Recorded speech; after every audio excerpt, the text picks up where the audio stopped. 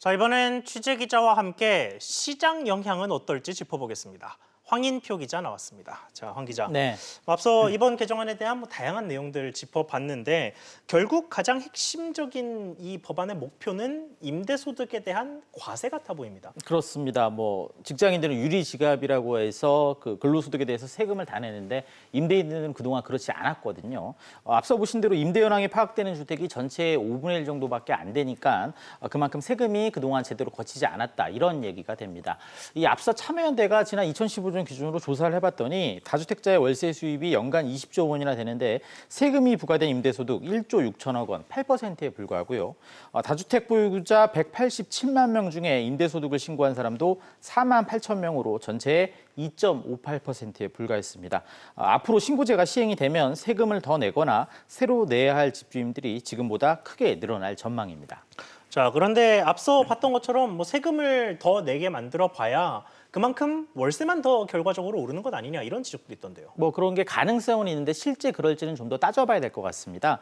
일단 서울의 경우에요. 2022년까지 아파트 4만 호를 포함해서 연평균 7만 호의 주택이 공급될 예정이라서 단기적인 공급 부족은 없을 것으로 보입니다. 이런 상황에서 무작정 전세나 월세금을 올리게 되면 이 세입자들의 외면을 받을 수밖에 없습니다. 전문가 얘기도 한번 들어보시죠. 예. 서울 주택 공급량이 예년에 비해서 적지 않은 수준인데다가 과세 투명화에 따라서 세부담을 세입자에게 전가를 하면은 오히려 공실로 이어질 수가 있기 때문에 전월세 가격이 크게 오르지는 않을 것으로 예상이 됩니다. 또 집주인 입장에서 임대료를 많이 받을수록 좋겠다고 생각하겠지만 그만큼 세금 부담이 늘어나는 점도 감안해야 할 것으로 보입니다. 그렇군요. 자, 그러면 종합적으로 봤을 때 이 제도가 시행됐을 때 집값에는 어떤 영향을 미칠까요? 일단 집주인 입장에서는 지난해 그 종합부동산세가 인상된 데 이어서 공시가격 상승, 이번에 임대인 보유세 추가까지 부담이 커질 것으로 예상이 됩니다. 예. 또 신고제에 이어서 이제 전월세 상한제 시행도 급물살 탈 것으로 보이는데요. 전세금 인상률을 최대 5%로 제한하는 것으로 문재인 대통령의 공약이기도 합니다.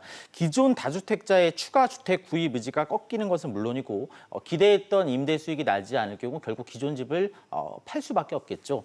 주택 시장에 어느 정도 매물이 쏟아질 가능성이 있는데 결국 주택 가격 하락 쪽으로 영향을 주게 될 것으로 예상됩니다. 그렇군요. 황 기자 잘 들었습니다.